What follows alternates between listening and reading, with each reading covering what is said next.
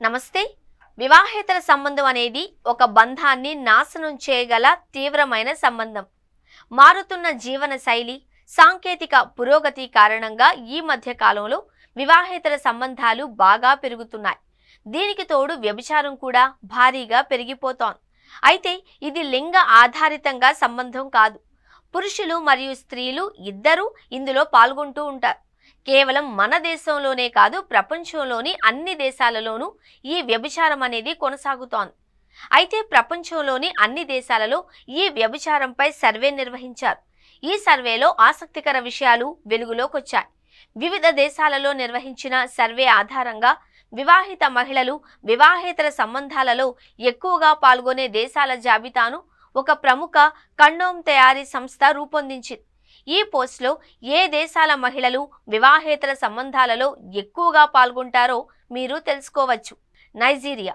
ఎక్కువగా వివాహేతర సంబంధాలలో పాల్గొంటున్న దేశాలలో నైజీరియాకు చెందిన మహిళలు ఈ జాబితాలో అగ్రస్థానంలో ఉన్నారు. నైజీరియాలో 62% మంది మహిళలు వివాహేతర సంబంధాలలో పాల్గొంటున్నారు. నైజీరియాలో 80% విడాకులకు వ్యభిచారం కారణమని చెబుతారు. థాయిలాండ్లో నివసిస్తున్న 59% మంది మహిళలు వివాహేతర సంబంధాలలో పాల్గొంటున్నారు అని ఈ సర్వేలో కనుగొనబడింది. పాశ్చాత్య దేశాల కంటే థాయిలాండ్లో సామాజిక నియమాలు చాలా సడలించబడ్డాయి. చాలా మంది భర్తలు తమ భార్యలు వివాహేతర సంబంధాలు పెట్టుకోవడానికి అనుమతిస్తారు. థాయ్ మహిళలు మాత్రమే కాదు, పురుషులు కూడా వివాహేతర సంబంధాలలో ఎక్కువగా పాల్గొంటున్నారు. ఈ జాబితాలో థాయిలాండ్ అగ్రస్థానంలో ఉంది. బ్రిటన్. ఈ జాబితాలో బ్రిటన్ 3వ స్థానంలో ఉంది. దాదాపు 42% మంది మహిళలు వ్యభిచార సంబంధాలు మరియు వివాహేతర సంబంధాలలో పాల్గొంటున్నారు. అభివృద్ధి చెందిన దేశాల కంటే బ్రిటన్లో మహిళల మోసం చాలా ఎక్కువ. చాలా మంది తమ భర్తల కళ్ళు గప్పి వ్యభిచారంలో పాల్గొంటున్నారు అని ఈ సర్వేలో వెల్లడైంది. మలేషియా దేశంలోని మహిళలలో 33% మంది వివాహేతర సంబంధాలలో ఉన్నారు అని తెలిసింది. ముఖ్యంగా 39% మలేషియా మహిళలు తమ వివాహ ప్రమాణాలను వదిలివేసి భర్తలను మోసం చేస్తారు అని తెలిసింది. ఇదిలా ఉండగా చాలా మంది మలేషియా పురుషులు ఒక్కొక్కరికి 3 చొప్పున ఇతర సంబంధాలను కలిగి ఉన్నారంట. అదొక వింత. రష్యన్ మహిళల్లో 33% మంది వ్యభిచారంలో పాల్గొంటున్నారు అని గుర్తించబడ్డారు. ఆసక్తికరమైన విషయం ఏంటి అంటే, రష్యాలో వివాహేతర సంబంధాలలో పాల్గొనే వారిపై విచారణ జరగదు. వివాహేతర సంబంధానికి ప్రేరేపించే వ్యక్తి ఆ సంబంధానికి బాధ్యత వహించాలి.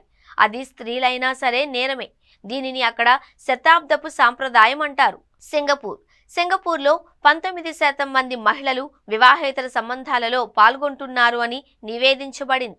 అటు సింగపూర్ పురుషులకు ఇతర దేశాల కంటే ఎక్కువగా వివాహేతర సంబంధాలు ఎక్కువగా ఉన్నాయి.